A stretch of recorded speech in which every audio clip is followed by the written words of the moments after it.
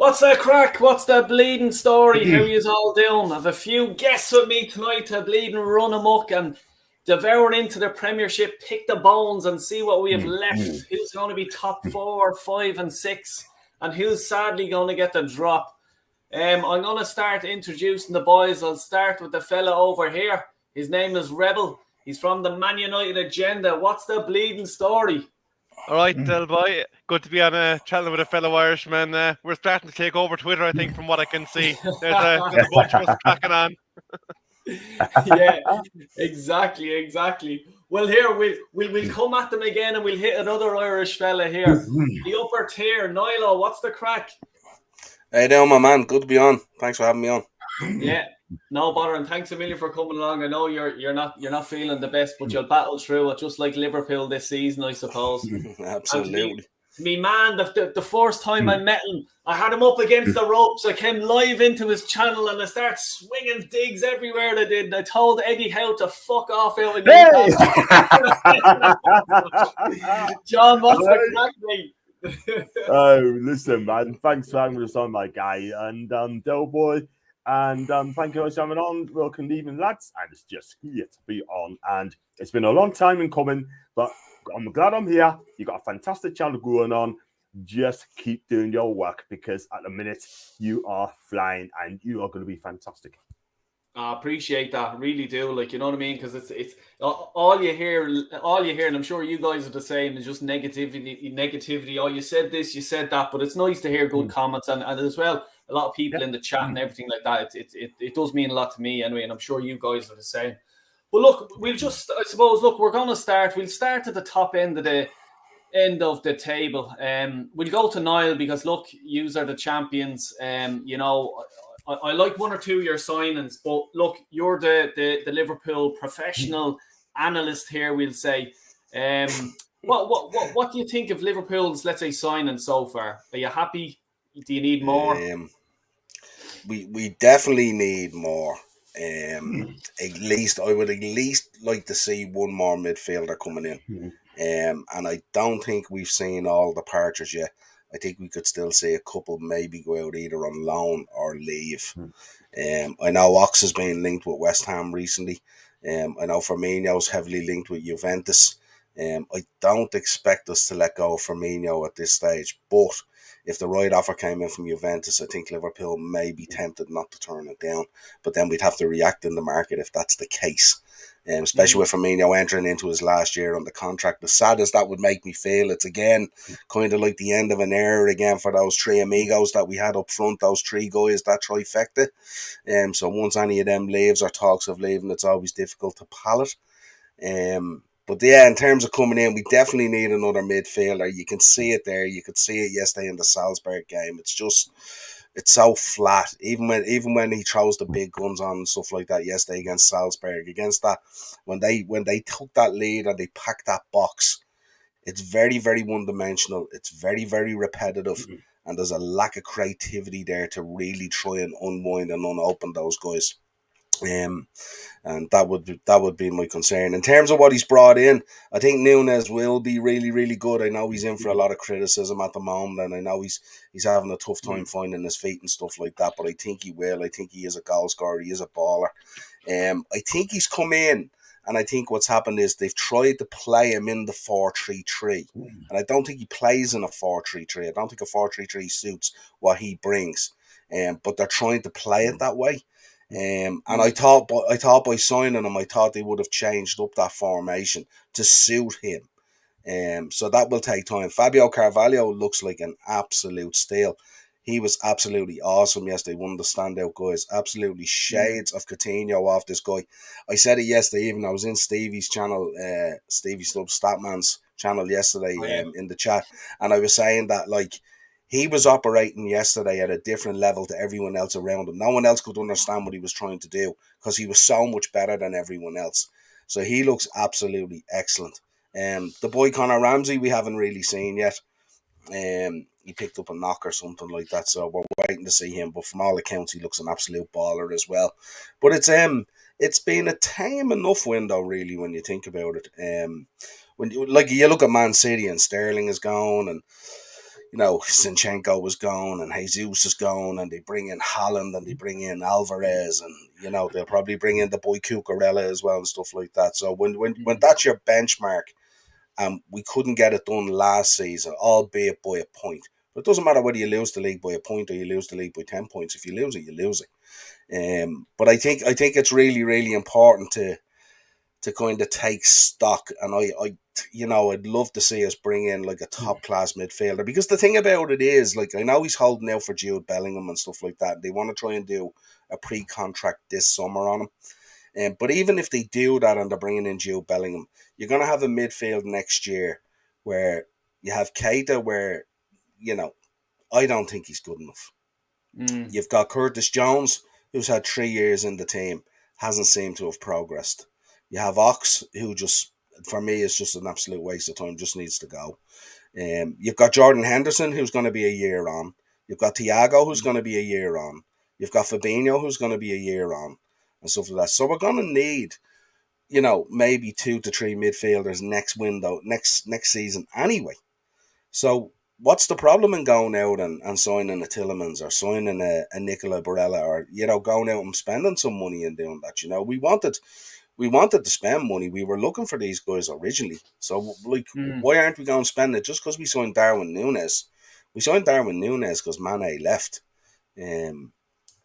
Not because, that was the target and stuff like that. So, yeah, I've real concerns at the moment about the midfield. And because the midfield as well is so brittle, let's say. I mean, we heavily rely on Thiago. If Thiago isn't there, we have very, very little creativity in there. And that's a real problem for me as well, because with Thiago, as we know, we have to kind of figure out a way where we get more games out of him, and the likelihood of him lasting a season like that without missing, a run of maybe 6-8 games. And we've seen what happened last season. Our league was really cost when we reverted back to those midfields of sort of, Jordan and Milner and guys like that. That's where we were found out. So yeah, that's my kind of overall take on it at the moment. Yeah, and I just wanted, sorry to cut across, I forgot to say at the start of the show, just about 30 minutes.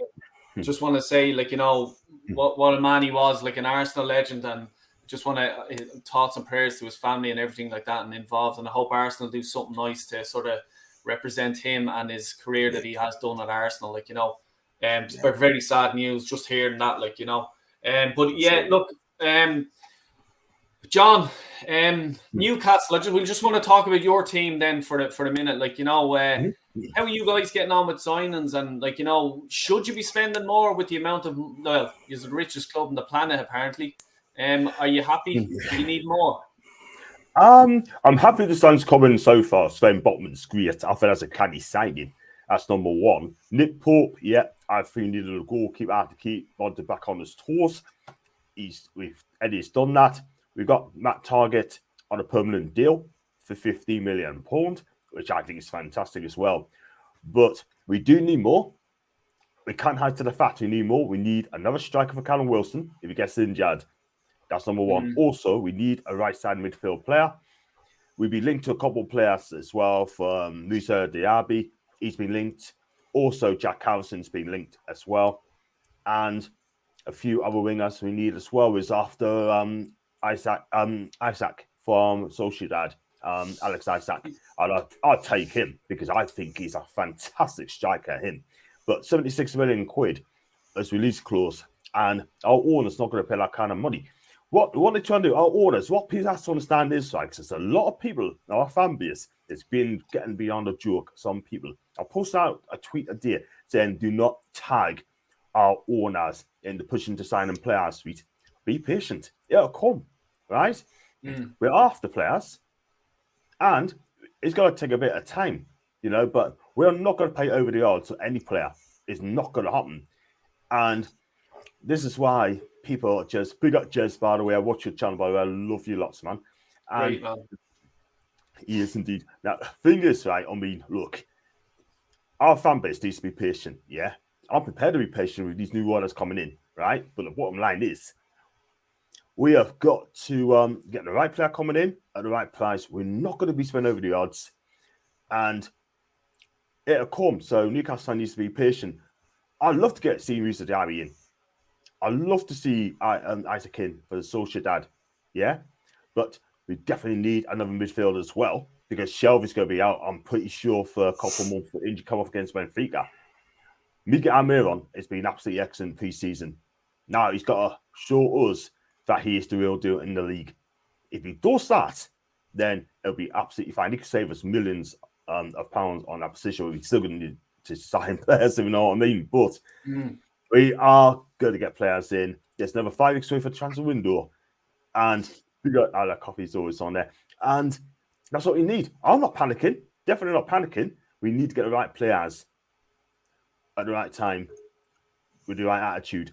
But I'm not worried at all. But I've watched Benfica, the game against Benfica, and we were absolutely excellent in that game.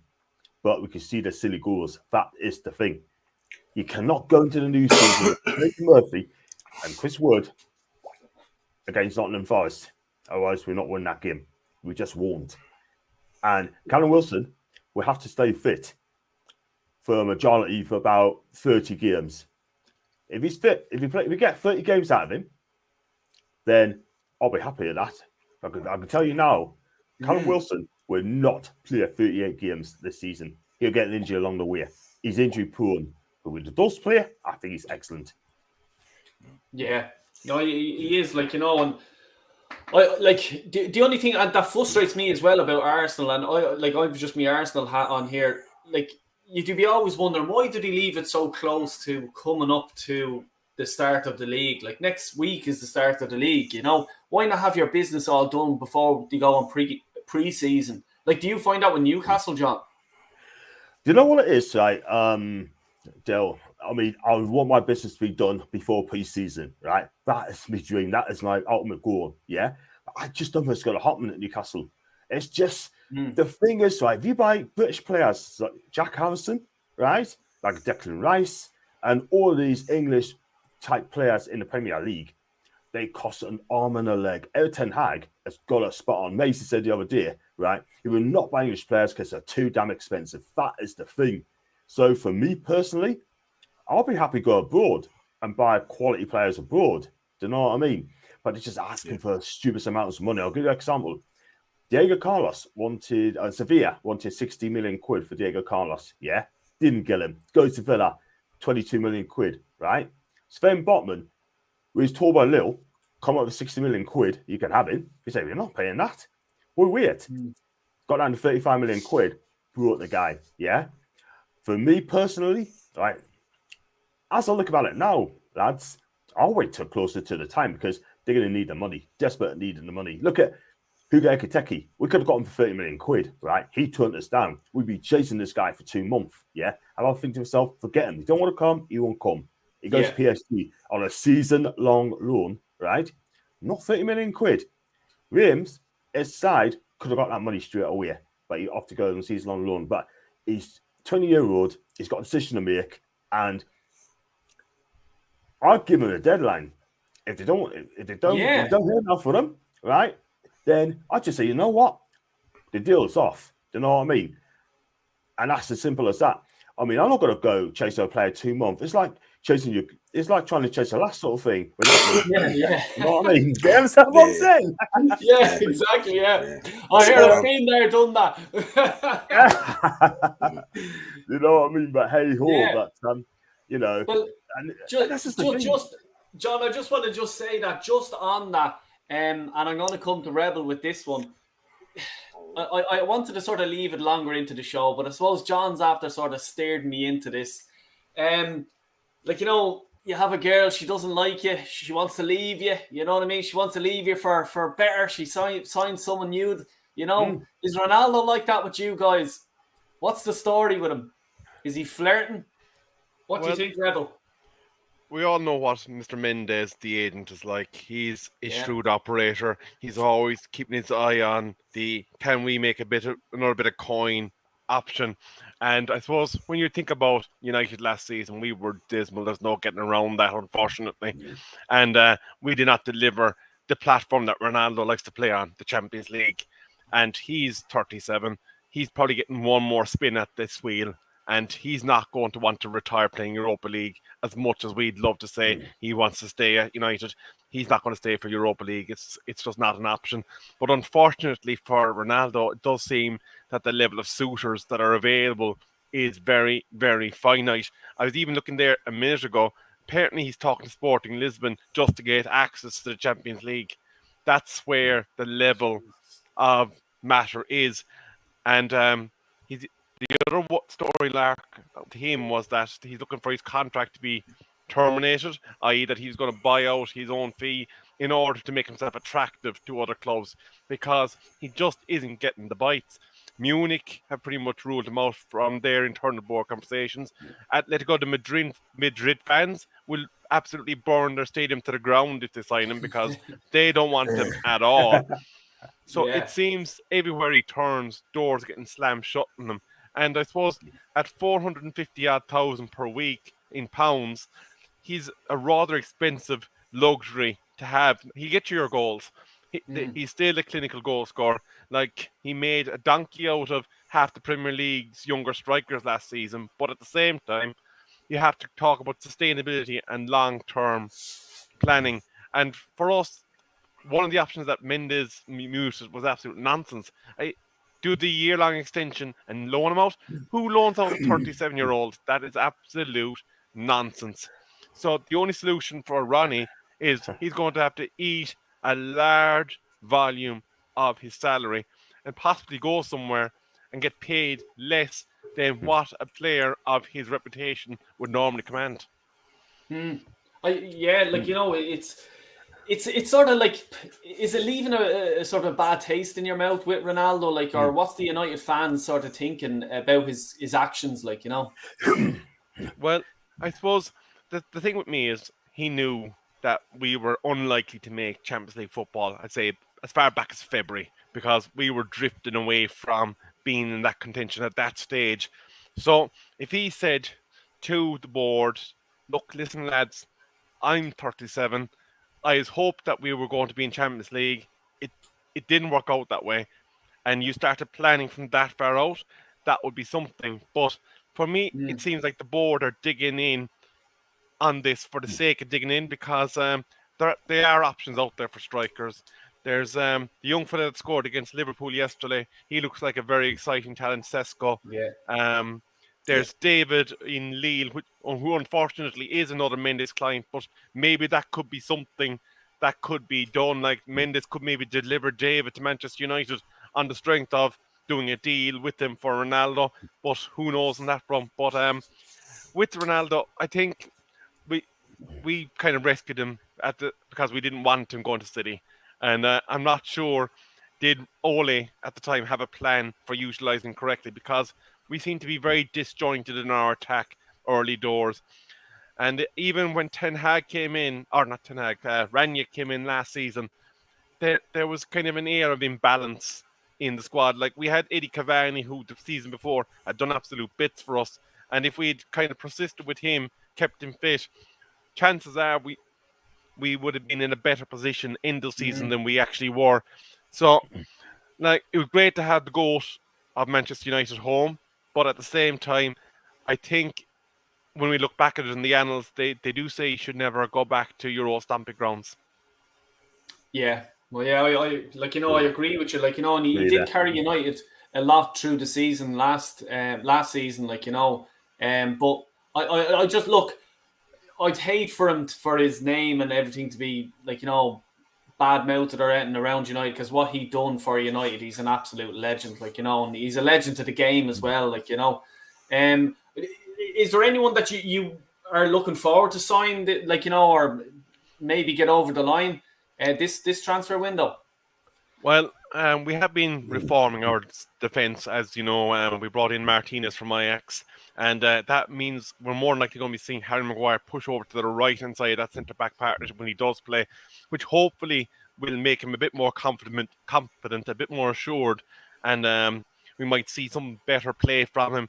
I still have my reservations on the captaincy side of it, but I think Ten Hag might be able to get a tune out of him in as a centre-back. We're obviously got Malacia to kind of take on that left wing-back position, because again, Ten Hag has a lot more different desires when it comes to his wing backs. He has a lot of expectations into the way that they play.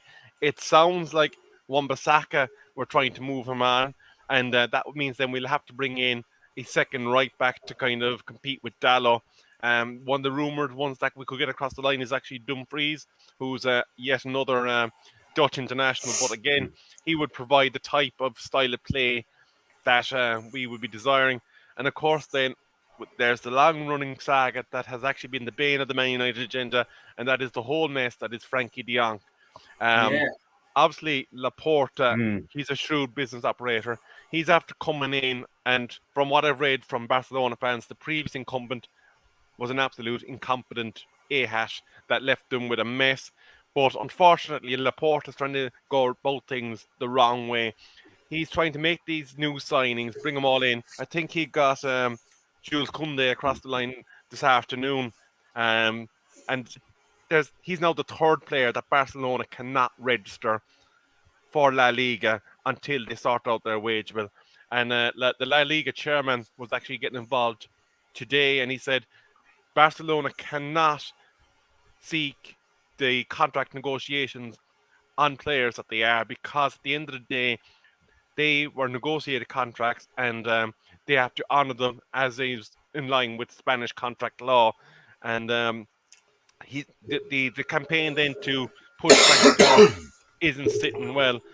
Like, I'll be honest with you, Frankie de Jong for me isn't the most critical one to get across the line at this stage. If you said to me on the back of the three that we already got, that we could have Dumfries and we could have, say, Sesko, I would think that would have been a fairly successful window. Like, I'm under no illusions with this Manchester United project. It's going to take multiple windows, because there is a lot of deadwood, and we have moved out Pogba, J-Lings, Hendo, pre-season Pirlo, as we call him, Pereira, Matic, Cavani, Mata, and Grant. So there's quite a few more that probably need to be moved on. Like, I think Scott McTominay is actually linked with Newcastle, and there's talk of £30 million. No. And, Go on, John, give it to him. Scott McTominay, 30 million quid from Newcastle. Yep. Really? I tell you what, I bet you love that, wouldn't you? I bet you love that. I drive him to you myself. I tell you what, though, we have to Paqueta, by the way, but if we get Paqueta, we don't need to want McTominay. And I tell you, when Macy's listening to it now, she just loves to wind us up about it and say, John, take him. You know what I mean? But listen, McTominay, right? I mean, he can be a good player. But he needs a world-class midfielder alongside him. And until then, I just think Scott McTominay, and I hate to say it, I think Scott McTominay is just going to be like an average player for me. I mean, some of the games he's played, well, he has tried, but but it's not to the standard United wants, mate. Yeah. Do you know those interestingly on Scott McTominay, and I think Delboy, you'll remember this, when we played them in Nations League?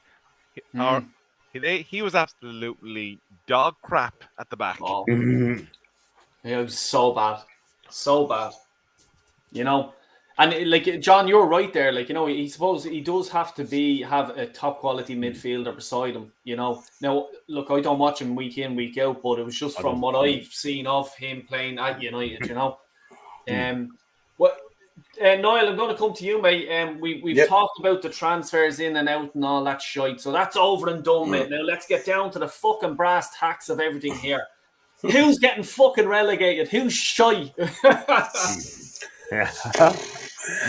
Hitting you hard. Probably, I'm looking at Bournemouth at the moment anyway. Bournemouth don't look like they're doing a huge amount of stuff to justify their existence, really. I heard all the crap that Nottingham Forest were getting the other day over the Jesse Lings, the 180 grand a week. That actually isn't 180 grand a week. People need to look into it and stuff like that. But what I do see that, what I like about that is, I like clubs that come up from the Championship and they speculate some money and they show a bit of an intent where they want to stay in the league. Not like Norwich, where Norwich come up, get the Prem money, bounce back down, come up, get the Prem money, bounce back down, don't really spend it, sell off their assets that got them back up and all that kind of stuff. So I was encouraged that the likes of Lingard going into Forest and stuff like that. And it was a show of intent from Forest as well that they want to stay in the division. They want to be a part of it and stuff like that. And with a club like that of its history and lineage, it should be, you know. But yeah, Bournemouth would concern me.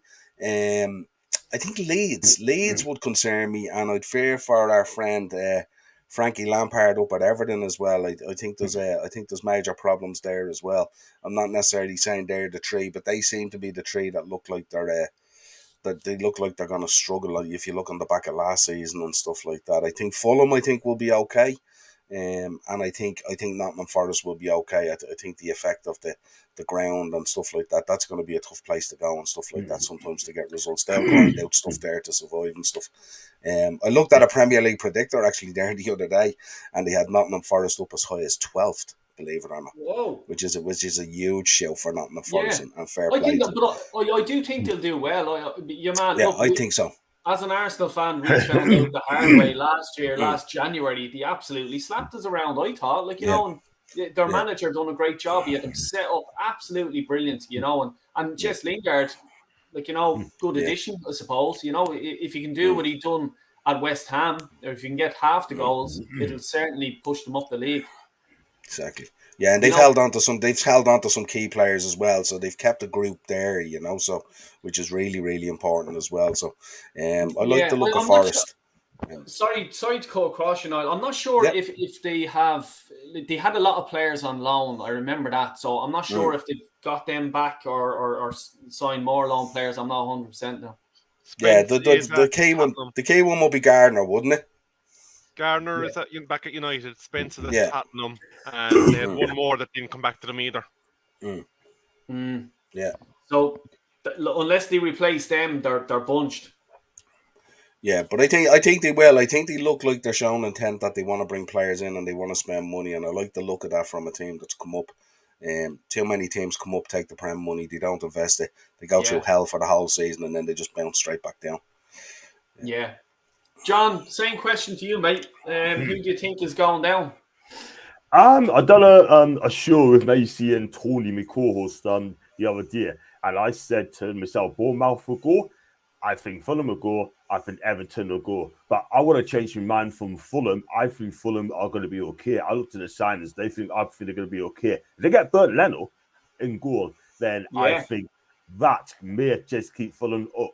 So I might be ahead of myself on the Fulham one. I can change my mind, and I'm going to swap Fulham with Leeds. And I'm worried about Leeds as well. And the thing is with Leeds, yes, they spent a lot of money, right? And mate, that 51,676, they have spent over 90 million quid this summer, right? I'm looking at Leeds have.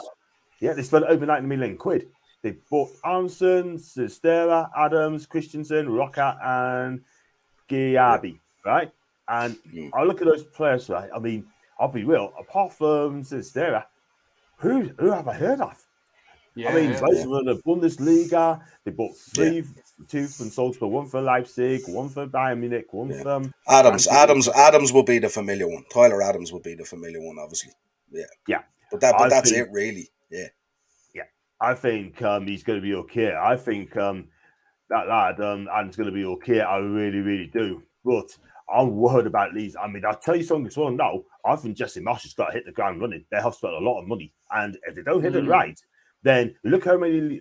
I mean, they're not shy. Saka Marcel Bielsa. He's a hero to Leeds United. He is a legend, and they still sacked him.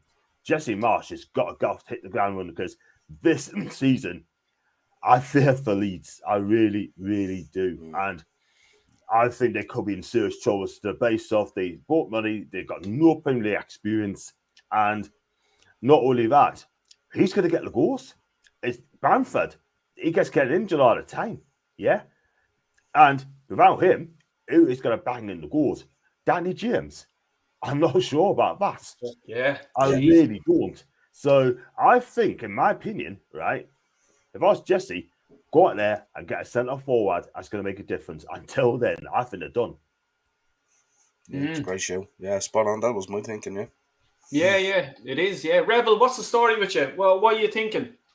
Well, I was looking at the league table as a whole, and when I look at these lower end teams, and I'm talking about from 13th down, I found very little to actually separate some of them. On the Leeds front, I think Jack Harrison could have a big season for them. He looks like he's a tasty little baller. So I looking at the squads, I think Brighton actually have a big problem because they've lost Yves Bissouma and that other lad. Oh, they're probably going to lose Cucurella as well, isn't it, to Manchester City? So I think Brighton could be in big trouble. I don't think they're that strong up front. And defensively now, they're going to be significantly weaker, having lost those two lads. So I think Brighton could be in the mix for the drop. Everton, I was looking at their squad now, and again, not too impressed with what they have and the dealings that they've done so far. I think, based on the current squad, they could actually be a shout to go down, but I think they have enough money that they would probably take affirmative action and rescue themselves. Like Newcastle last season weren't exactly going great guns. They got in their players then, they changed their manager, and they were nearly in the Europa League spot by the time that they were finished. So it can be done with a club that is big enough to sustain that. So even though I jest about Everton, I don't think they'll be down there coming this season because they will take action. So for me, Bournemouth are probably as nailed on as you could possibly get. I think they'll be the whipping boys. I'd be putting Brighton then next in line because I don't think they have the ability to get out of there. And then it was a toss-up for me then between Fulham, Brentford, and Southampton. And I went with Brentford because I think Ivan Toney's going to move. Yeah. Mr. B for life, he's in the chat there. He won't be too happy. He's a Brentford fan.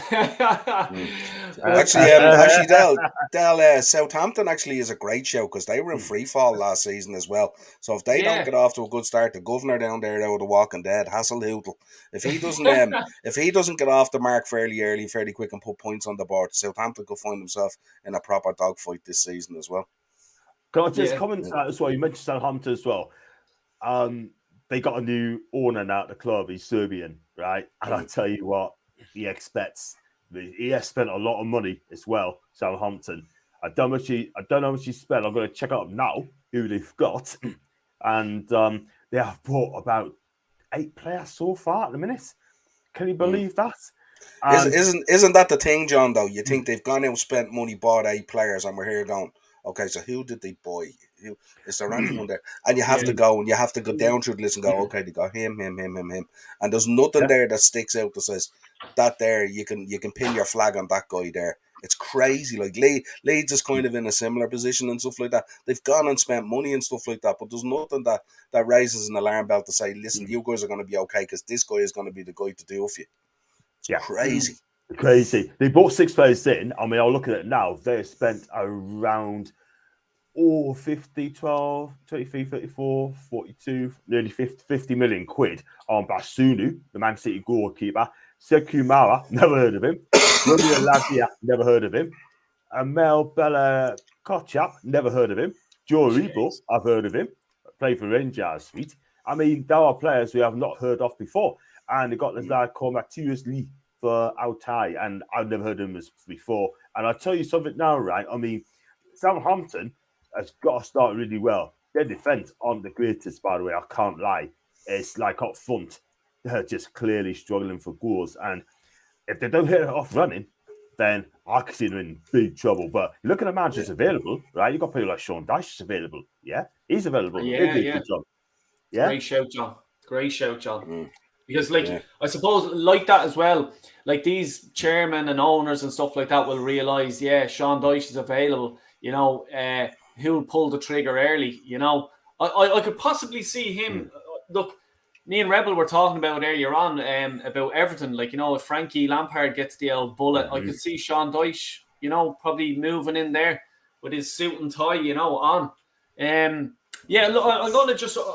I don't know what way to do it. We'll talk about the champions. We'll go from top to bottom straight away. And I suppose, look, Man City, they're looking good, in my opinion. Liverpool, I think they need a bit more to do. My opinion, I think City will do it. Haaland, I just think he's going to be suited so well to the Premier League. He's that big physique, and I was looking at them the other day going down the dressing room, one of these behind the scenes shite, and the fucking size of them compared to everyone else was unbelievable. You know, Niall, what do you reckon? Do Liverpool have enough to catch them, or is it just going to be a one-horse race? No, as I said at the start, it's the midfield that's the issue for us. It's the league has got to a stage now where you can't have a slip up if you want to be in a title race. You have to be constantly churning out, winning games. With the odd blip of a draw here or there, you can't afford to be losing games. And I think there's problems there. You're seeing it, like as I said yesterday, we still struggle when we come up against a kind of a low block when we concede to a team early. And I think that's still a real problem for us to still get our head around the repetitiveness of what we try to do to correct that. Teams work it out very, very easy and stuff like that. I don't think we've done enough, because we probably needed to do more. Because if you remember, like, we were behind them last season, and chasing them constantly. You know, all I can hope for is I can hope that Haaland comes in and there is some sort of a bit of a transition period or something like that. I don't see that happening. I think he'll be electric as well. But he is, because of his size as well, Dell, and stuff like that as well. He is prone to the odd kind of niggle or injury or stuff like that as well, you know. So he might not necessarily... The reason they've brought in Julian Alvarez, I would imagine as well, is they're going to keep Haaland for some of those big games as well and stuff like that. But then in the lesser games, no disrespect to the Bournemouths of this world or something like that, I think that's where you'll see key players like the Julian Alvarez and stuff like that step in there and make the difference, where Haaland can be then kind of rested and cycled. I think they're going to have to be very, very careful with him. We've seen the injuries he picked up when he was in the Bundesliga, and he'll be more inclined to pick them up in the Premier League because it's way more physical. And you can see with that guy as well, the way he plays and carries the ball and stuff like that, he's going to be getting clattered into constantly all the time. He's going to be taking knocks all the time and stuff like that. Because once he's in full motion and you see him run with a ball, there's only one way of stopping him, and that you have to take him down. You know what I mean? You have to take him down, or you have to absolutely go in on him and stuff like that. And I think more often than not, he may miss the odd game through a knock or a niggle. I don't see him getting any long-term injuries or stuff like that. But if he was picking them up in the Bundesliga, I think he'll easily pick them up in the Premier League as well. That would be my only concern. But then, listen, we all have players that can pick up knocks and miss games and stuff like that as well. I don't think we've done enough to close the gap on them. I'm hoping that we're able to keep a title race going as long as we can, like we did this season, just gone.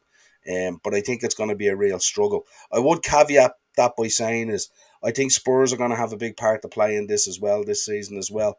With what Conte has done and the players he's brought in, really, really clever. He's putting a nice little jigsaw there together without people fully understanding what he's trying to do and stuff like that and all. And I think Spurs are going to have a big say this season as well. Not necessarily in the title race, but in and around it, if you know what I mean. Yeah. And I think it could be really, really interesting. But I don't think... If you're asking me now who I think is going to win, I think City are going to win the league. And I think it'll either be blown out of the water with Haaland absolutely immense, or it'll be reasonably tight because of those things that I mentioned. John? Can I just come in before you say about you said about Julian Alvarez from Real Madrid. This guy is going to be something special. Sensational. He is going to be so... If you don't know a lot about him, this guy is going to be so amazing. I'm amazed that Man United didn't put this guy up, because it would have made a huge, huge difference. And I'll tell you what as well, he's going to be sensational. He's going to be the next Sergio Aguero. 25 million as well, John. 25 million. 25 million. Just think about that. Good Lord. Wow. And I'll tell you, he'd be worth triple that now. He will. Easily. Yeah. John, go on. What's your top two, we'll say? Can you see Liverpool catching City at all, or what do they need to do? I kind of have to agree with Niall. Niall. Yeah. That's sorry, Niall. I'm being respectful now. I do apologise. Listen, I have to agree. I think Liverpool needs a midfielder. I think they may just going to get found out this season. I really, really do, because they know how Liverpool play. Yes, they're a world-class team. They play some cracking stuff. But losing Sadio Mane was absolutely massive. You should not have got rid of him. But he wanted to leave Liverpool. He wanted to go to Bayern Munich. I think he'd do fantastic in Germany. No question about that. But for me, I still think Man City's going to win the league. They got quality. If they start slowly, they pick themselves up. I truly believe, that Haaland is going to be the real deal. I don't think he'll be the top scorer, by the way, at the whole of the Premier League, but I think he'll make a huge, huge difference. Like I said earlier about Alvarez as well, he'll get games, 110% get games against the lesser sides and that. You just mentioned now, they're going to keep Erling for the big games and take Alvarez for the smaller games like the Bournemouths, the Fulhams, probably against Newcastle. You know what I mean? But I say Man City will be top, and I think Spurs has got a great chance as well. Excuse me. I still think Liverpool just do it, but I think Spurs, with the signings they made, like Perisic, Basuma, is Kulusevski still there? He signed on a permanent deal, Kulusevski and Bentancur. Yeah. I like those two. I mean, I love them when they play with Juventus. Fantastic. But I think, I hate to say, mate, I'm sorry, Dale, but I think Spurs have a major part to play. Yeah. No, yeah. Look, I know you're also fan, but yeah. No, say what you want on this. You know the way I feel. I know. I just want to say, while everyone's in the chat and stuff like that, please do like and subscribe and check out the guys' channels here. All the guys' channels, great guys, great content from everyone here. You know what I mean? We're just spitting facts. You know what I mean? What we think, you know, and it's great that there's loads of comments as well coming in. And I really do appreciate it. Rebel, I'm going to come to you. I'd say it's heartache for you having two of the worst, your hated two football clubs, probably, with Man City being a big rival and also Liverpool being a big rival, and they're challenging for the league. Which of the two do you think, or is Niall being a bit walking on eggshells here and just like, you know, acting too cash for my liking? Well, I will say over the years, the team that is Liverpool has changed, and while we have that big rivalry with them still, the players and the manager heads that you love to hate, they've tend to have walked away from the club. Like I saw Jurgen Klopp over in the Bundesliga when he was bottom of the league with Dortmund, and I watched the yellow wall absolutely lose it.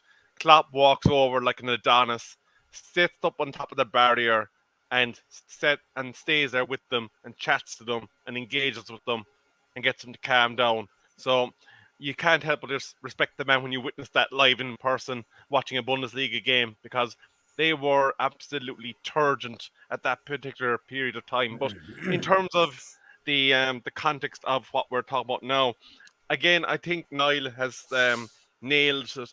The midfield was an area that I kind of highlighted. I thought the age profile of that midfield is definitely something to be concerned about, especially when Liverpool are obviously going to be fighting on all fronts deep into the season. So the rotation of that is definitely going to be something to be considered. I think they did great business with moving on the right back Nico Williams. They brought in Ramsey, and they made a little £10 million profit to the bargain, and they've kept the same depth in that particular position. Mane is definitely a big loss to them. But again, Núñez is a good player.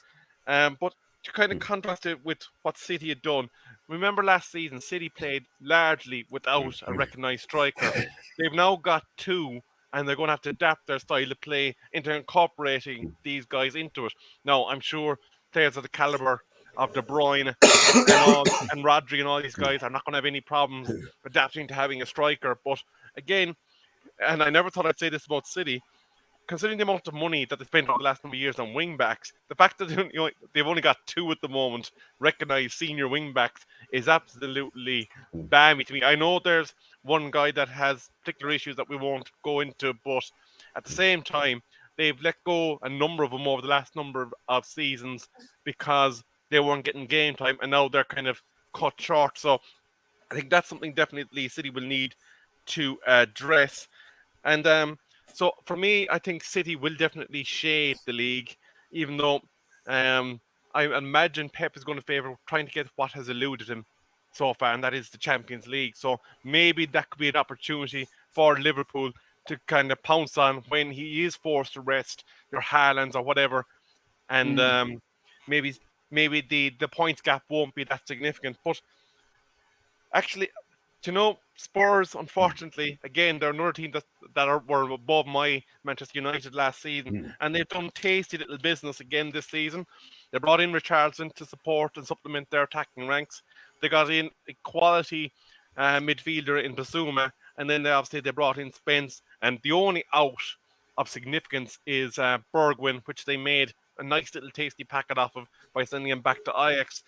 So they probably will be close enough to the top two, but at the same time, I can't see anything other than a City win, Liverpool being thereabouts, and maybe, depending on the latter end of the season, might even overtake them if City are looking to preserve players for Champions League run, because that is the one that City fans want. That is the one that the City owners want. And I'd imagine, having been delivered Haaland, Pep has been told, you must deliver the Champions League now, so that is an air of additional pressure for them, for me. Yeah, I can't see the second Pep. There's absolutely no way. I mean, the thing is, right? I mean, yes, he's got to win the Champions League. Yes, this is the time you've got to start doing something about it. I think City's time will come to win the Champions League. By the way, I think they'll do it this season. Now they got Holland, but I mean, Pep is the best manager in the world. Yeah, and I just cannot see City sacking him at all. There's no way. Yeah, I suppose, John, it's kind of the way they kind of take the league win now nearly for granted, nearly like it's like they nearly treat their league win now like a Carabao Cup win, don't they, kind of thing? And that's the kind of thing they've nearly brought it to the point where, because they've won it so much and stuff like that and all, it's kind of it's nearly taken as a given rather than an achievement in a season, over the 38 games. But I don't say them. I'm the same. He's phenomenal. Why would you? Yeah. The problem is, even if you decided to go that route, who do you bring in? There's no one in the market at all. Not very many. Whoever comes in, take on Man City, will have to be much, much better than Pep. They probably have to go. Yeah. I mean, Pochettino, is he good enough? I don't know. Simeone, no. I take him at Newcastle United all day long. That'd be my next manager. If Eddie Howe gets disappear, we spoke about it before, Dale, but we spoke about it before. He should be our next manager. 110%. I think, and people say, right, he plays bomb football, crap football. Let me tell you something now, right? God, let's come Madrid fans. So they've won, right? What they won, right? 2 La Liga titles, yeah. They won the Copa del Rey. I think it was twice at the Bernabeu and the new camp, right? I could be wrong. Europa League won us twice, yeah. Diego Simeone's record, and he's got plenty of credits in the bank. That guy will do fantastic in Newcastle United. But John, you love your football, don't you? You love your style of football up there as well. You love the visual of it and stuff like that, and watching the game and how it's played and stuff like that. Would the likes of a Simeone not drive you insane? Would he not drive you insane if you had to watch that? When you think about, look at what he's done to Joe Felix, look at what he's done to Luis Suarez, look at what he did to Correa and stuff like that. I know he's won trophies and stuff like that. I know he broke the stranglehold of Barcelona and Real Madrid and stuff like that.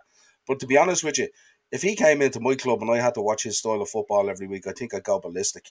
I'd absolutely go insane. And you guys love your football, John. You know how intense the Geordie guys are and stuff like that.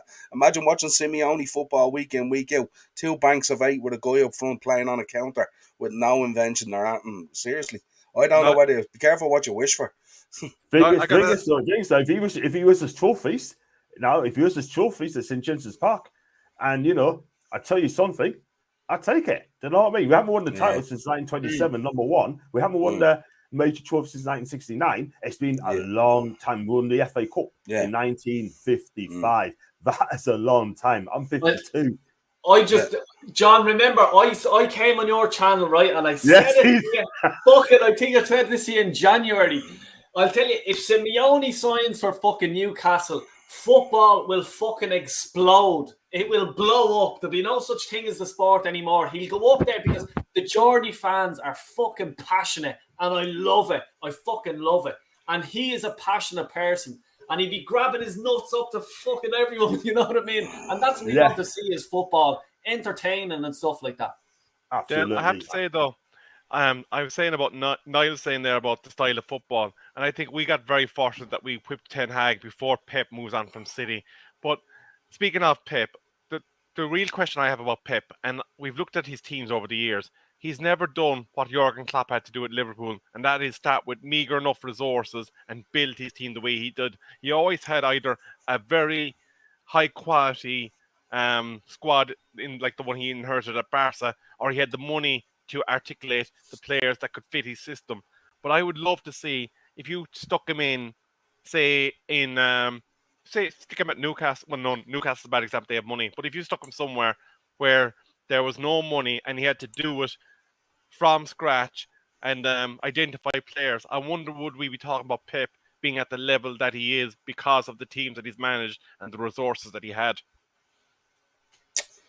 I don't know. I think if you're a serial winner, you're a serial winner, and you'll find a way to get there one way or another. I just think there's a serious talent there with Pep and stuff like that, and there's a desire to win, and I experienced it, firsthand last season when we went toe to toe with them on the title race and stuff like that, and even to see what he did there the last day of the season when the chips were down and they were 2-0 down against Aston Villa, for him to have the courage and the fortitude to make those changes and put those boys out there to get them back to win that title last season. That takes a very special manager and a very special man to do that. To have that, to bring the likes of Gundogan on and stuff like that at that time and stuff like that, and change up that game and bring it back from where it was, and to turn that game around, in literally 10, 15 minutes, that takes phenomenal management. Really does. It's not just all down to luck with him because he does it so often. Yeah.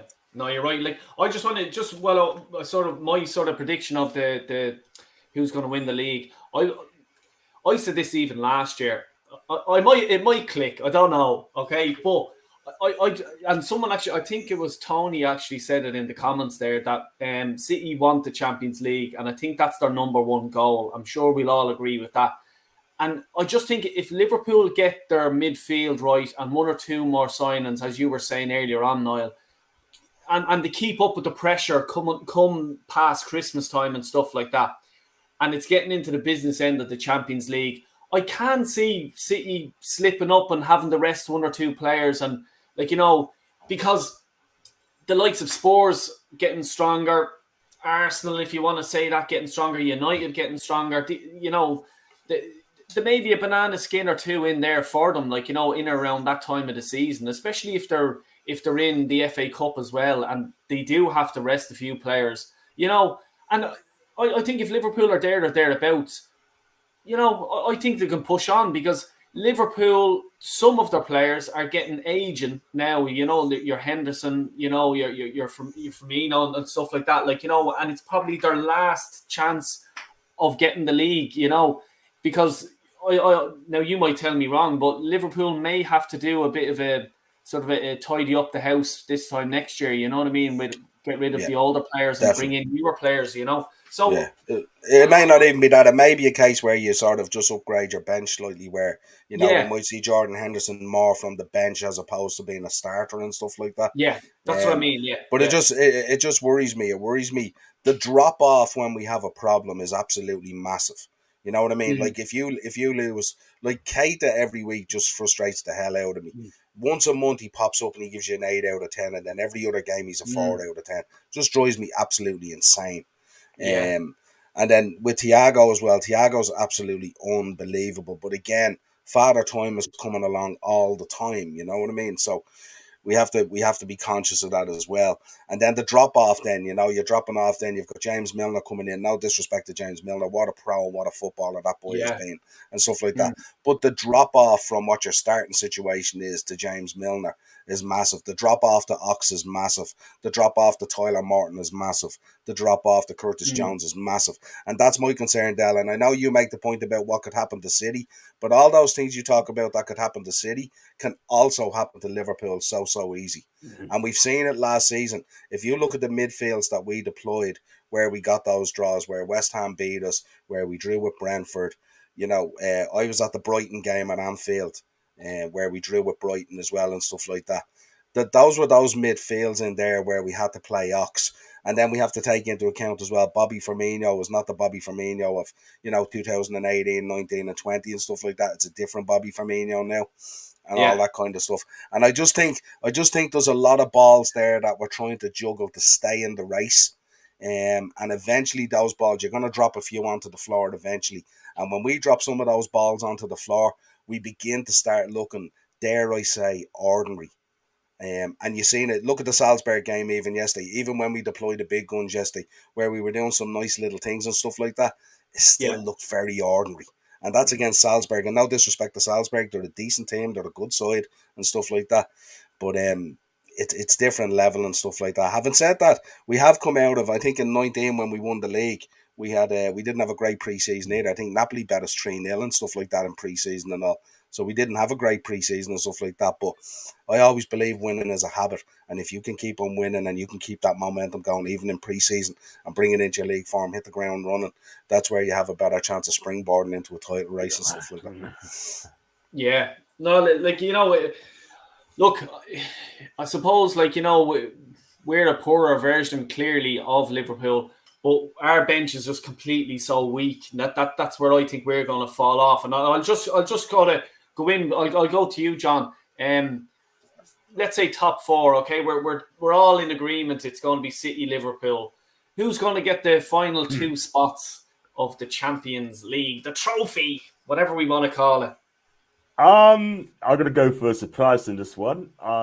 Tottenham will get third because I think Conte will do a fantastic job and he's got the players that he needs yet. He's got no excuses. They've got to be challenging for the title. They've got no excuse whatsoever because Daniel Levy is giving them the final say, it's giving him the money to spend. He thinks he's going to be good enough to get into the top four, actually win a title.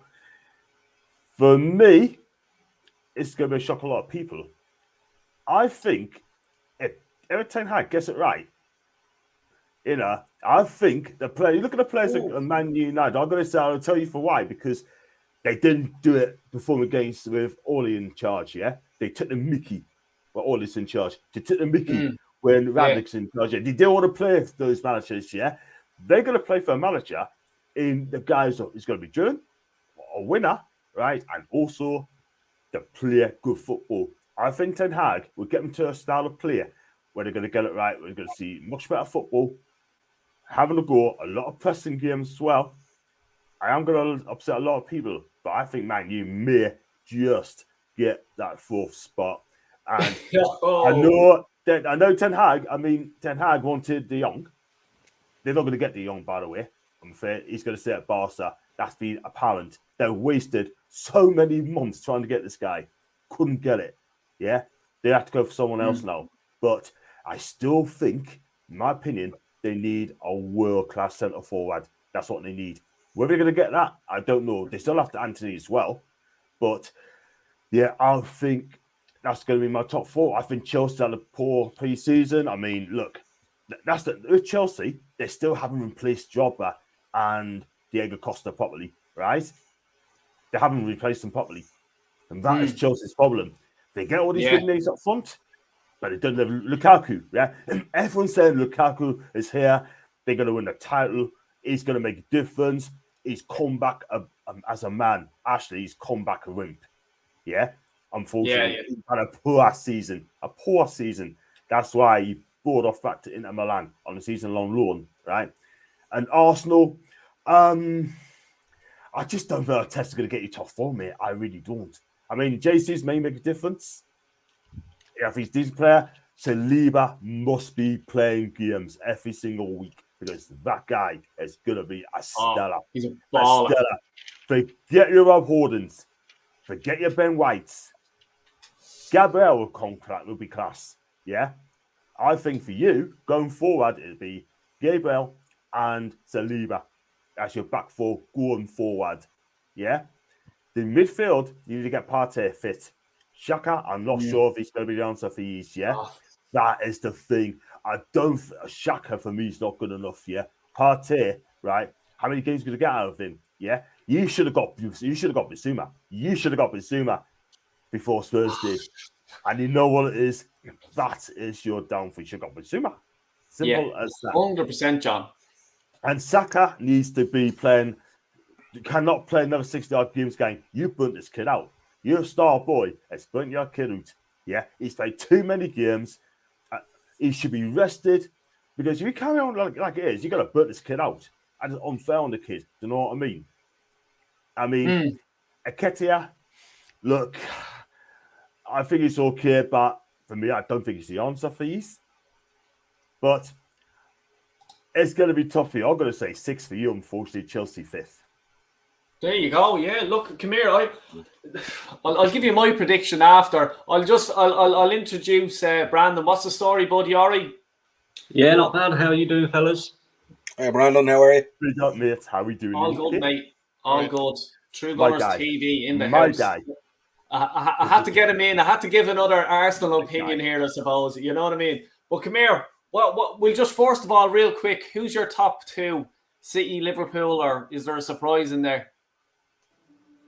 My top 2? Yeah. City and Liverpool all day long. They're miles clear of everybody else. Who wins the league? I think that's a bit more of a difficult call, personally. I think a lot of people are looking at Man City. They're saying, well, they've got Erling Haaland, top quality player. He will score lots of goals for City, no doubt. But I also look at the players that they've lost as well. Raheem Sterling, he scored a lot of goals for Man City, even when he didn't play that much last season. He creates a lot for Man City as well. I think, they've got to try and find a way of replacing him in a way as well, because his goals, his assists could be detrimental to them as well. Also, Jesus as well. I know he didn't play that regularly for Manchester City, but whenever he did play for Man City, he came and he did a job. So, I don't know. It's a tough one to call, really. I mean, I'm looking at City and I think they are just about the favourites, but also as well, you can't write off Liverpool. Liverpool, a lot of people forget they only finished 1 point behind Man City last season, and they lost less games than Man City as well. So they seem to be more consistent. I just think Liverpool are going to have to, push that 100 point mark in order to be able to beat City to the title. So that would definitely be my top 2. In terms of the other 2, this is where it becomes a bit interesting. I hear what John was saying about Man United. I think he's right in what he's saying, but I also think that depending on whether Ronaldo stays at United could also be detrimental to them as well. Because I think if Manchester United choose to keep an unhappy Ronaldo, it could affect their dressing room massively. He's not the type of player who will, just carry on regardless. If he's not happy, he's not happy. He's the kind of guy who will throw his toys out the pram. He will cause problems in the dressing room. So if I was Manchester United, as silly as this might sound to some fans, I'd be looking to cancel his contract and just move on from him, because you're not going to get money for him because of his age. Nobody seems to be interested in paying 20 odd million pound plus his wages on top. Because let's be honest, he's probably got 1, maybe 2 more years at the top level. He clearly wants to play Champions League football. At the end of the day, he's one of the greatest players to ever grace the football pitch. So, at his age, it's a short career as well. He's going to want to continue winning the highest honours. So I think if Man United was to cancel Ronaldo's contract, maybe get a few more signings in the door.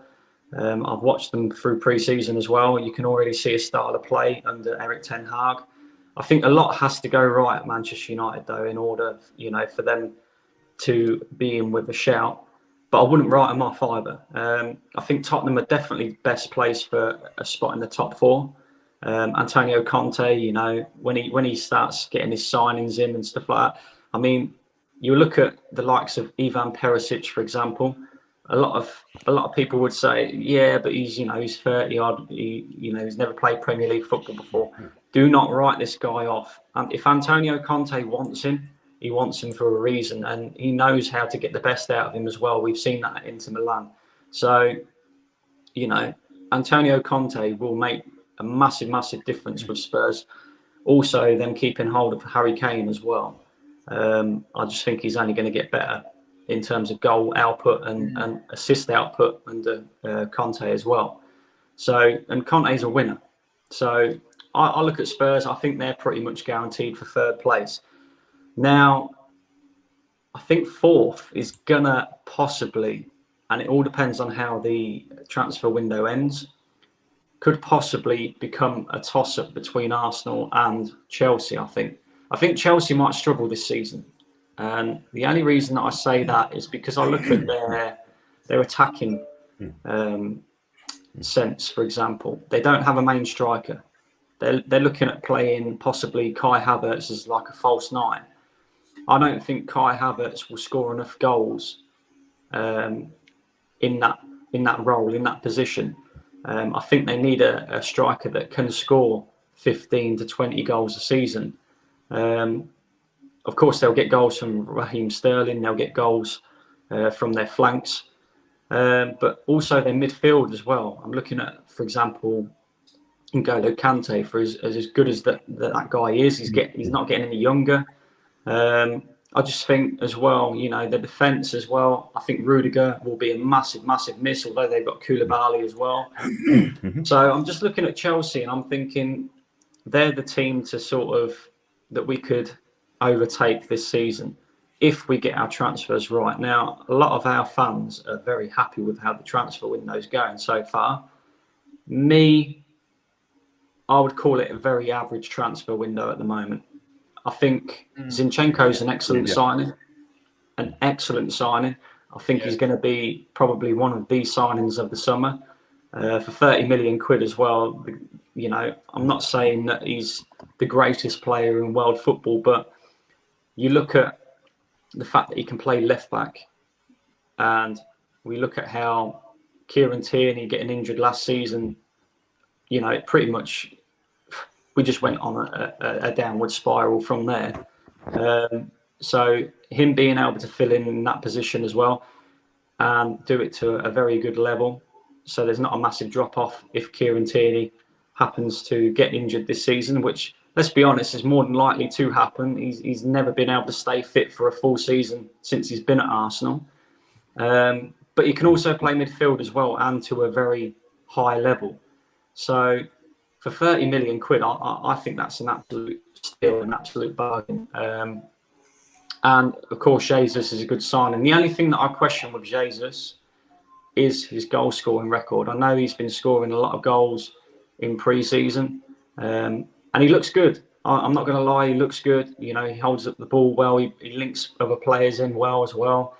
It's something that we've been missing. He looks hungry as well, but he scored, I think, 14 goals is his highest goal scoring season at Manchester City. And you look at how many chances Man City can create compared to Arsenal. He's going to have to be more clinical in front of goal with us because he's not going to get as many chances. I also look at how we play sometimes as well. And I noticed that with Arsenal, we throw a lot of balls in the box, especially from Kieran Tierney's side. There's nobody ever there to meet him. Jesus isn't that type of player that's going to win headers against 6'4" defenders and stuff like that.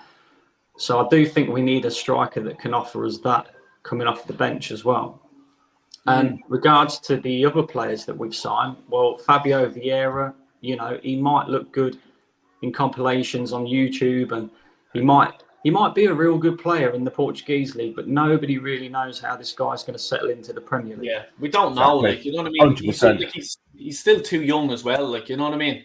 I just want to go. Sorry, Brandon. I just wanted to go to. I think Niall may have to go at 20 past. About a show and a half.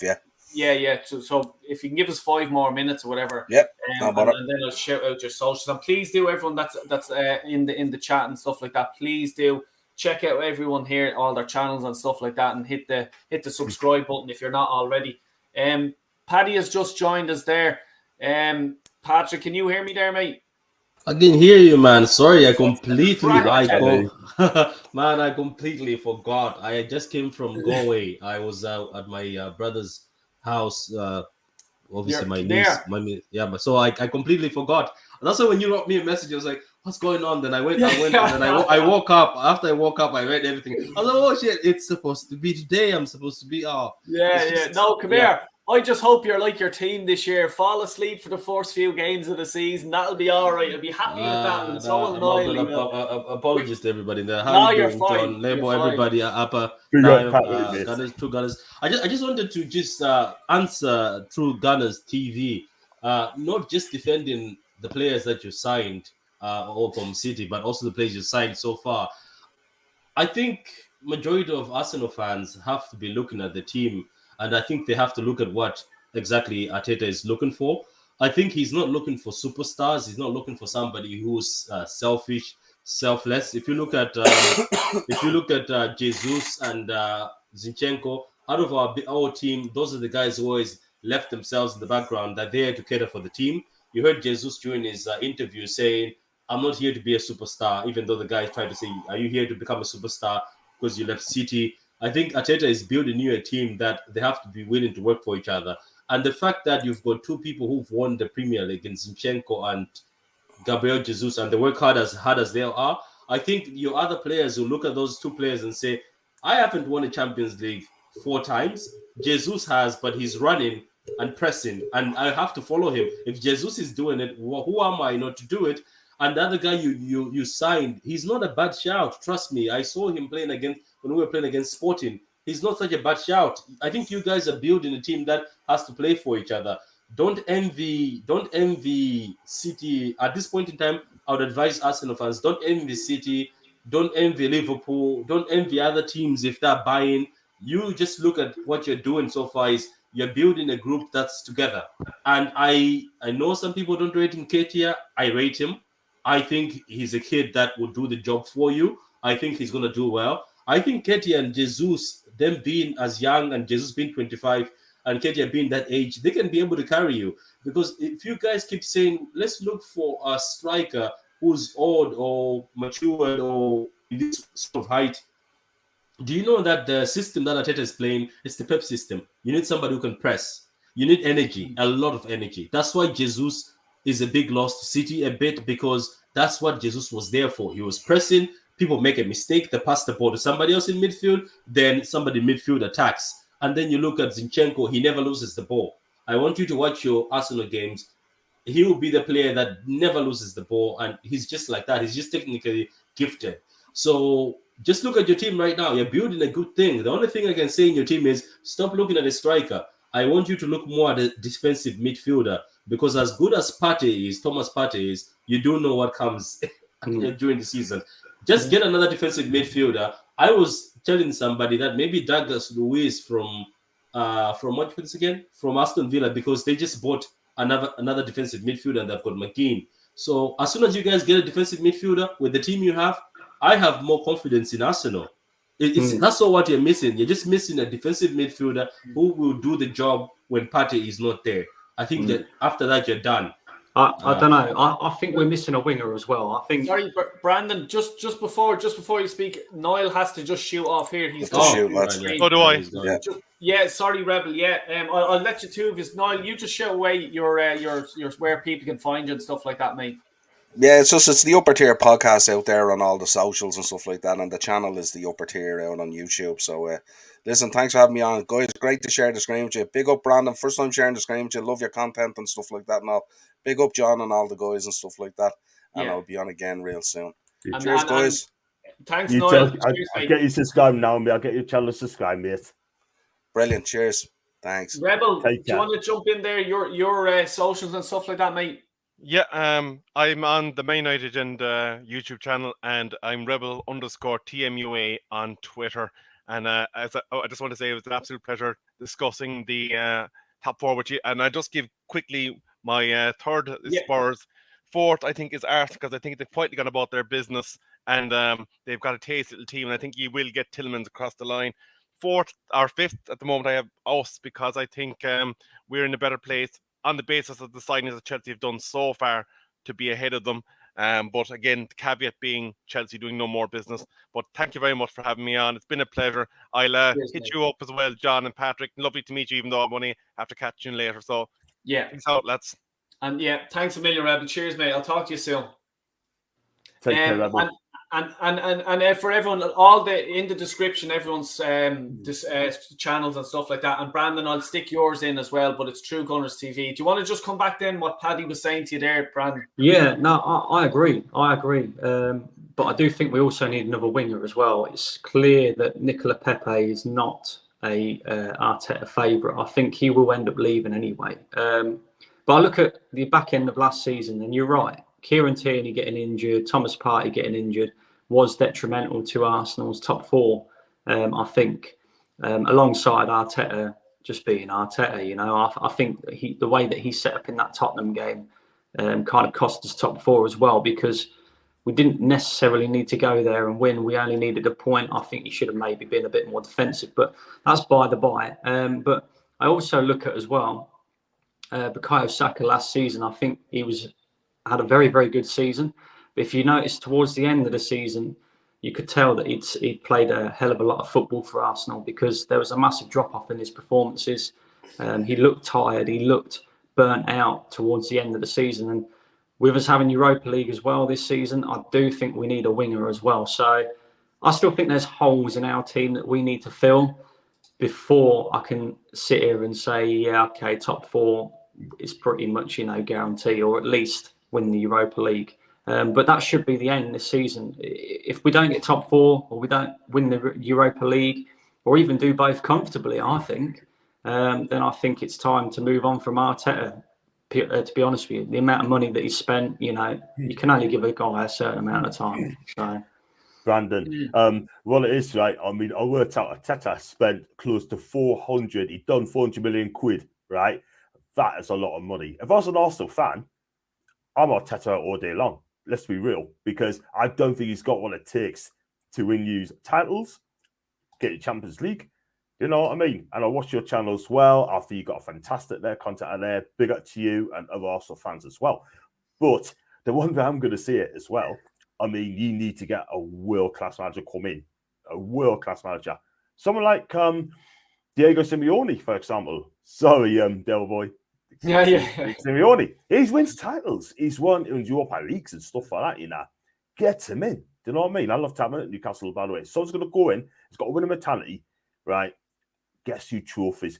Your football club is a massive football club. You haven't won the league since 2004 when you've gone through the season unbeaten, right? Your club are a fantastic football club, right? You've got fantastic fans, amazing fans. So some of them, yeah. The truth Gunners fans like yourself, Del Boy, Lee Gunner, Jez, Kenny Ken, and the late Claude as well. You guys are amazing fans. But some of the Gooner fans, right, talks a lot of crap sort of thing as well. Saying they're going to do this and that and tough, yeah. I'm not going to mention other channels, by the way, because it's well named. I'm not going to mention on here. But some of them are just absolute ponies as well. Who is it? Is it Julian? You know what I mean? Julian, right? This guy, you know, it's like watching Kojak. Just you're not going to mention names. It's watching Kojak without a flipping brain. And I sit there and I'm thinking, hang on a minute, is this guy for real, man?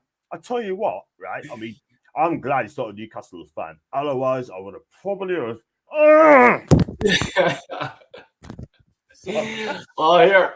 Look at John, you've even said that, and we're Arsenal fans. We have to probably listen to it a lot more than you know what I mean? But come here, I'm going to go to you, Paddy, right? We've sort of established it's between City and Liverpool for the league. But who's your top four? We'll just say the next two. Who's going to get in the top four?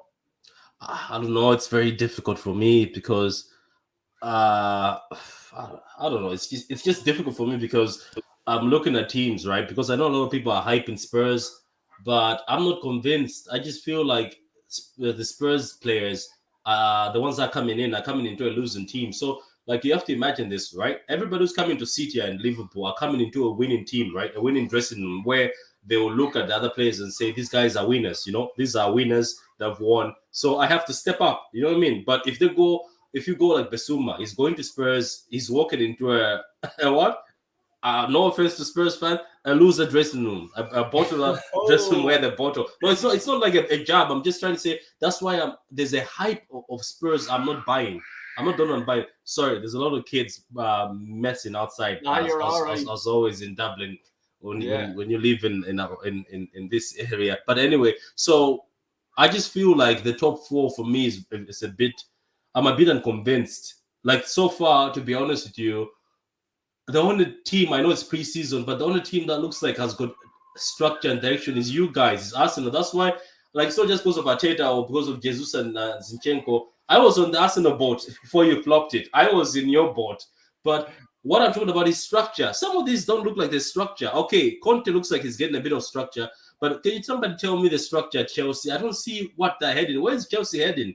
Does anybody know where Chelsea are heading? I don't see what sort of football they're going to play next season. So for me, it's difficult. I'm still going to put Spurs there for the sake that at least Conte is having a second season with them, and he's returned the players. He sold big wine, and that's it. He wasn't playing at all. So maybe I'll put you guys there, even though I know a lot of Arsenal fans already told me off camera that it's not happening.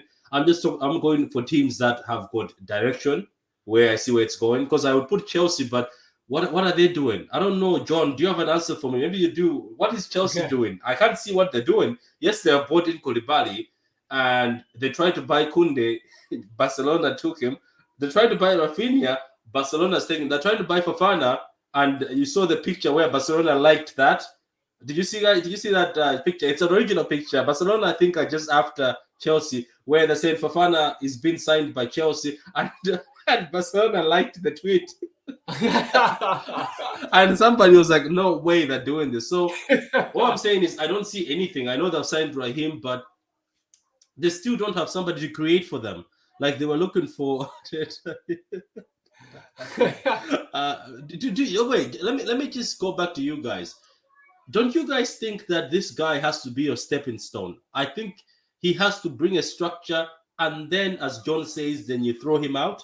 Do you get what I mean? Like this season, let him build the harmony in the dressing room, because your harmony wasn't great before. Like there's a lot of players that didn't want to be there. Let him bring these players, develop them, and if he fails, then bring somebody on. Because I think bringing a top manager now, I think it's a bit of a mistake. Maybe give him, as you say, give him this season and then throw him out. I think throwing him out early was going to be a mistake, because some of the other top managers would have been under pressure, right? And guess what they could have done? They could have kept Ozzy and Aubameyang in that dressing room, because they say, oh, Ozzy and Aubameyang, I've done it. If I throw them out, I need to win. But Arteta knows I am not great. I am not up there. I don't need to keep Ozzy and Aubameyang. I can argue with them and throw them out. So let him do the dirty work for the next guy. You know, do you get what I'm coming from? Let him sweep out the bad eggs as he's done, and then bring somebody in. That's what I can think of you guys. So my top 4 includes you guys. United, I think they're dreaming if they think they're going to be in top 4. First season of tiki-taka football can lead you to 7th. I think they'll be 6th again. So it's you guys and Spurs, and maybe we can only talk about the gap between 2nd and 3rd. Maybe will be big, but it's always big these days. So I think that's what it is. Maybe throw West Ham in there. Oh, jeez, that's a fucking curveball there, West Ham. Yeah, throw them in there. John, Paddy, you're coming in fucking all guns blazing here. On okay, what? I'm gonna have to rewatch this, because I'm very anxious to see, because I'm pretty sure everybody in that top keeps throwing in Spurs, but I don't know. I just don't see it. I hope I see it, but I'm just putting them there because they seem to be the best from the rest. But you guys, where you're building, as I said, I hope your eyes open and get a DM, because the Oneni cannot be the second choice. Geez. And another team that we have to watch out for is John's team. John's team has got a very good midfield. They've got a very good defense now. The only thing that I would say is it's about time for somebody to coach, what's his name, St. Maximum, and tell him that this is not street football. You have to be more effective. Like the same way Raheem was coached, that this is, you just have to be effective. You don't have to do these dribbles and then look good and then not do anything. Yeah, it's best you're effective, you're better. That's just my say. John, I can't hear you there, mate. You're on mute. Yeah. Oh no. Nah, it's mute. You're gone there, I think. You might have to come in and come out or something. No. Can you hear us? Yeah, He's yeah. on mute. He's on mute. The X is on his. Yeah, hold on. Nah.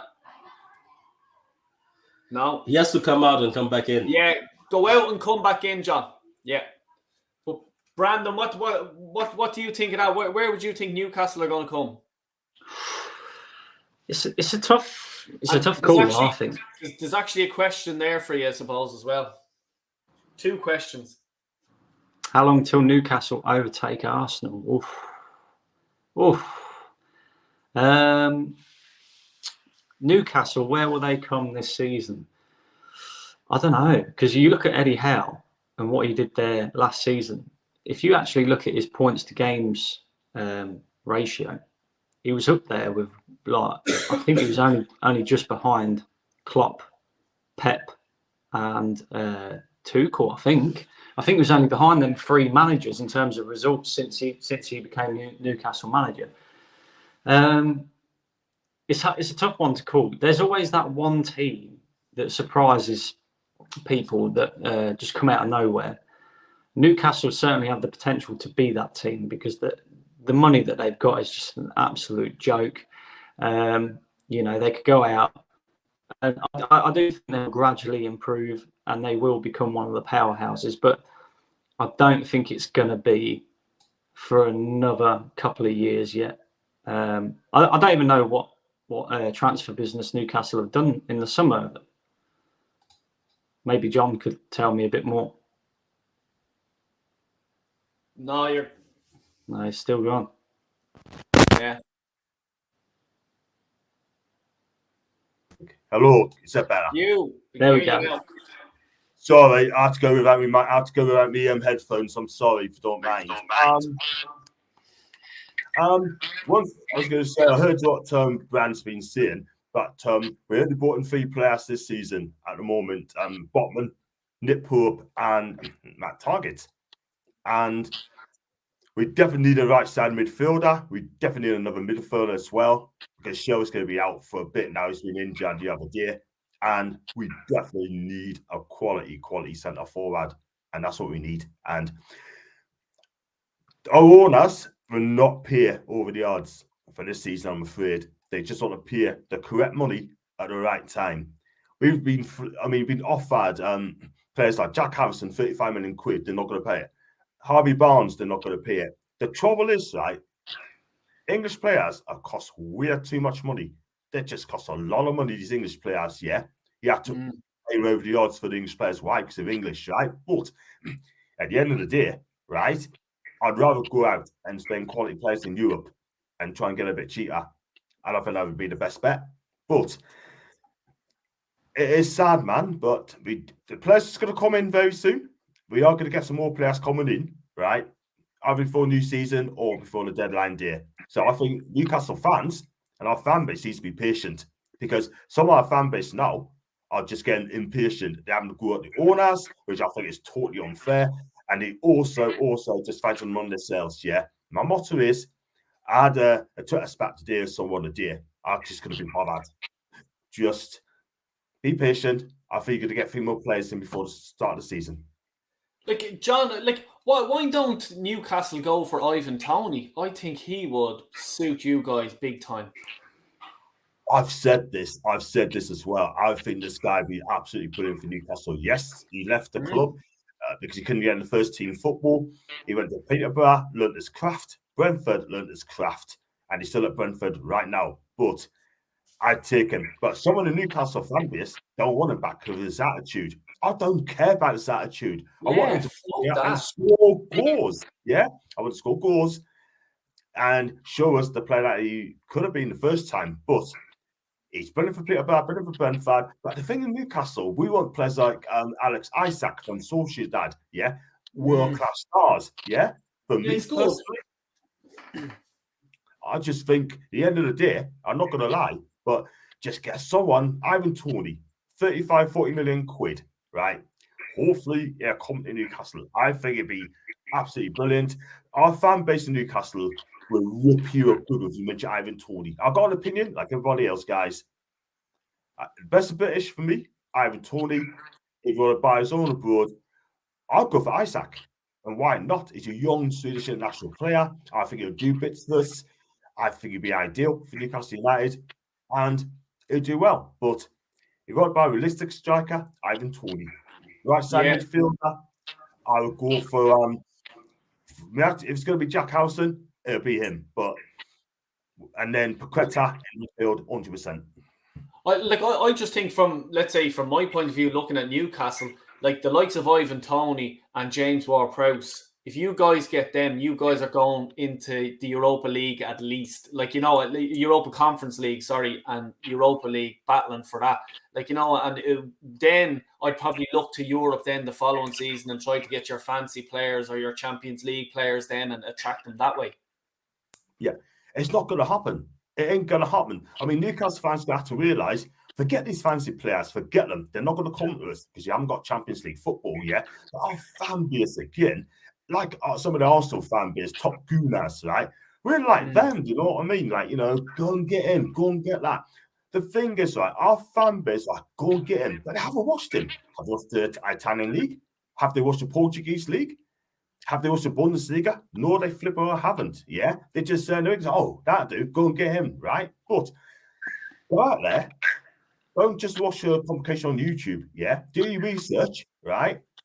And then come and tell us. Yeah, but we have this Brazilian called Angelo Gabriel. Right? So, he's one of us going to be the next big thing, next Neymar. I've never heard of him. Never.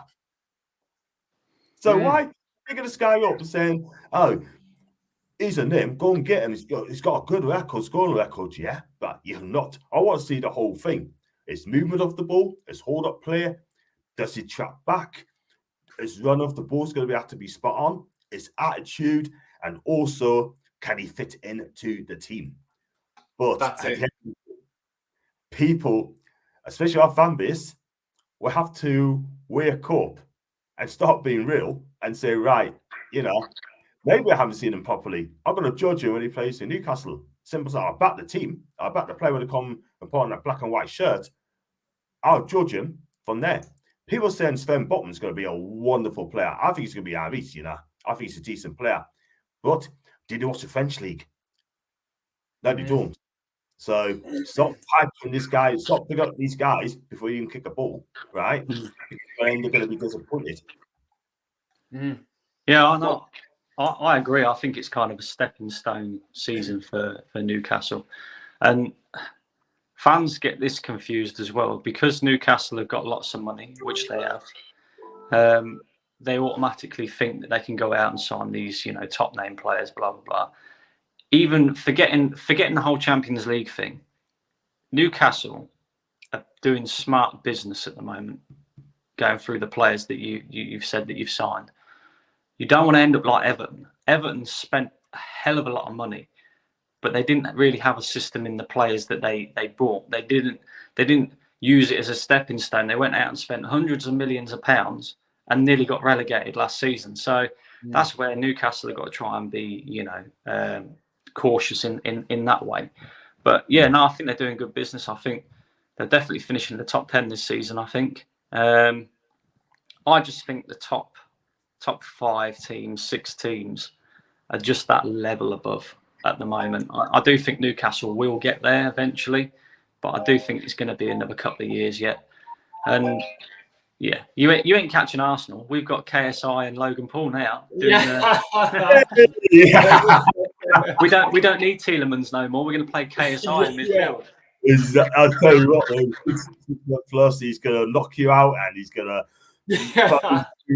and he's going to uppercut you, sort of thing, But hey ho, but I don't think you catch on. Listen, I top 10 finish, great. And you just mentioned there, Brandon, as well. It'll be a couple more years before you qualify for Europe, sort of thing. You know what I mean? But I'm not expecting big money signings to come. We're not going to spend big, like you just said there. We don't want to end like Everton, don't we? Do you know what I mean? But we're going to do our business quietly. We're going to do our business astutely, and we're going to do our business correctly and spend the money on the right areas. No prima donnas at the club, no superstars at the club, right? But at the end of the day, We just ought to get it right, I don't mind being like, say, Bush or Dortmund, or even also like a youth, probably, what do you call it, a youth project?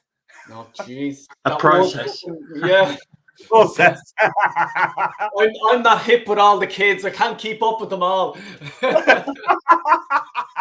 Or bunch of youth. Yeah. I got it. Craig has a good question here because I'm going to wrap it up now in 5 minutes, and I'm going to go to you, Paddy, with this one. The Golden Boot. Are you going for your man Haaland, or what? What do you think? Nah, unfortunately for me, I think people are putting pressure on two young men in Haaland and Nunes. But Haaland, I know, is a machine, and I know I might be eating my own words, because that's the same thing when he went to the Bundesliga. They told him that he's gone to another level. Every time he goes to another team, ever since he started as a youth, they were telling him, no, he's not going to do that here. He does it. He's not going to do that. He does it. I'm still going to go for Salah, because Salah has done it many times, right? And you always have to bet on the house. So for me, the house is Salah. But I wouldn't be surprised if Haaland ends up giving him a run for his money if he stays fit. But I think he's been promised rotation at City to manage his injuries. So you might not see him a lot of times. You might actually see Alvarez in few games than Haaland. So I'm giving it to Salah because I don't think they would sub Salah as much as Haaland is going to get subbed at City. That's all I would say. Brandon, we go to you next. Yeah, I find it quite disrespectful, Craig. What's going on? You've only got 4 players in there. Where's Eddie Nketiah? I think he could get the Golden Boot, maybe. No. I agree. I just think Haaland's an absolute monster. I really do. I think he'll do so well, especially the amount of chances that Man City create. He's going to bag goals. He's going to bag so many goals. But you can't write off Salah. Salah has just been scoring goals ever since he joined Liverpool. I don't think he scored any less than 20 goals a season, has he? So, again, you can't write off Salah. But another name that I would throw in there, although I said earlier that I question his goal-scoring record, is probably Gabriel Jesus. I think he could score a decent handful of goals for Arsenal this season. And I'm not sure. Who won the Golden Boot last season? It was Salah. It was Salah. It was Salah and Son. It was Salah and Son, was it? Salah and Son? It was both, right? Both of them, yeah. Both. I think they only got like 18 goals each, didn't they? I think it wasn't as compared to other seasons where it was up near 30s, like the high 25s, So that's what I'm saying. I think if it's anything like that, where the goals are shared around a bit more, maybe Jesus. Obviously, you can't write off Harry Kane. I don't know. That's a tough call. It's a really tough call. If I had to put my money on it, put my house on it, I'd probably go with Mohamed Salah. But I do think Erling Haaland will be very close. John, who do you think, mate? I said on the show yesterday, the other day with Macy and my co-host Tony, I was saying Harry Kane, and I'll tell you for why. He didn't start well last season, did he? Got 8 games out of goal, and he scored against, surprise, against us. But at the end of the day, right, he still finished well. I think he's going to carry left off. If he keeps his injury free, he'll get the service from Perisic, from Kulusevski, Son as well. I think Harry Kane. I think Spurs will plenty of goals this season. I think it'll be Harry Kane. Yeah, I agree with you myself. I've been thinking of Harry Kane as well. You always think that's it. I think he had a too good of a season last season. He can't do it again. And next thing, look, he goes and he does it again. And I think Bassoon was a big player for them. It'll help his game and Son's game. And I think the two of them, they are brilliant. They're world class, I have to say, But look, lads, I'm going to have to wrap it up there. And I just want to say, everyone in the chat, I really do appreciate it. I've been trying to get all your comments in as best as I can. And really do appreciate it. And please do check out in the description everyone that was on the channel today. And I'm going to add Brandon. I'm going to add your description as well. But please do hit their subscribe button as well and help the guys out. Brandon, I'll just start with you, mate. Do you want to just shout out your socials and your channel and any upcoming things you've coming on? Yeah, so just True Gunners TV. I'm a bit hit and miss with it, to be fair. But it's hard Yeah. when you've got misses and kids and all that lot. But Exactly. Yeah. I'll try and throw out some more content. I am actually quite excited about the season ahead because either way, it's a win-win for me. If Arsenal do as well as what I hope they'll do, then brilliant. And if they don't, then Arteta's out the door. So win-win. Yeah, exactly. John, I'll just go to you next, mate. Do you want to shout out your socials and your channels and anything upcoming you have coming on your channel? Yeah, of course I can. First of all, thank you so much for having us on your channel. So it's been an honor to be on your channel. Meet some two gunners as well. Big up Brandon, big up Patrick as well. And you can find us on Twitch, John Sinclair TV, Instagram, John Sinclair 50, YouTube and Facebook, John Sinclair TV, and on Twitter, John_NEFC42. So there's plenty to check out. I'm doing the transfer show tomorrow night. I'm going to do other stuff. So I'll preview starting next Thursday, press conference action on Friday next week. I shall be doing most Newcastle contents, the John and Macy show on Tuesday, Premier League Roundup, the fan forum on Wednesday, and the watch along. I'm going to hold that back for the time being because I don't think I'm going to get many views on there now. And I'm going to do the match reaction after games. Fair play. Paddy, do you want to shout out your channel, man? Yeah, first of all, thank you for having me. Apologies for coming late, Dale, and I hope we do more videos now since I'm back from visiting and everything. I think now I'm more free. So for me, you can just find me on the True City Fan channel on Twitter and YouTube. So that's where you can find me. Thanks. So big up to you, Brendan, and big up to you, Dale, and big up to you, John.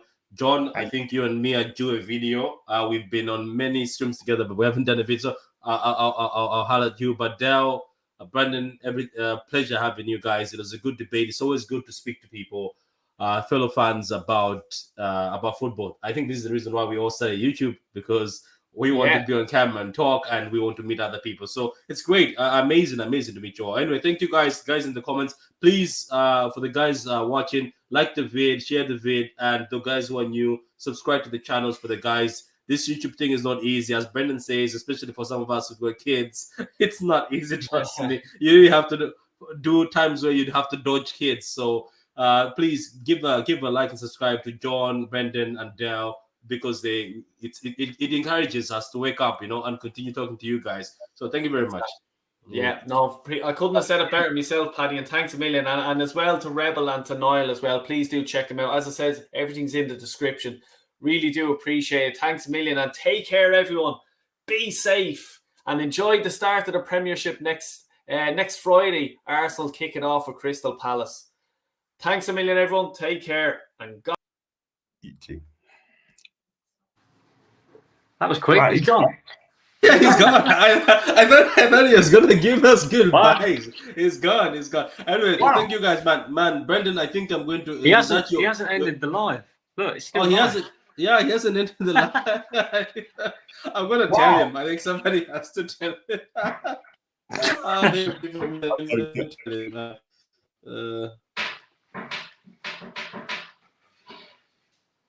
Come on, Dale boy, come back. I've done this before, though. I've also done this mistake before, where like you're so excited, you're like bum bye, and then you just stop, and it happens. I just come on, Dale. There. Dale, you're losing subscribers, mate. Come on. Dale, come on, mate. How are you, lads? How are you, man? I'll test her out. let me just take a picture for him and say we're still live. All the people in the chat are like, just carry on. Yeah,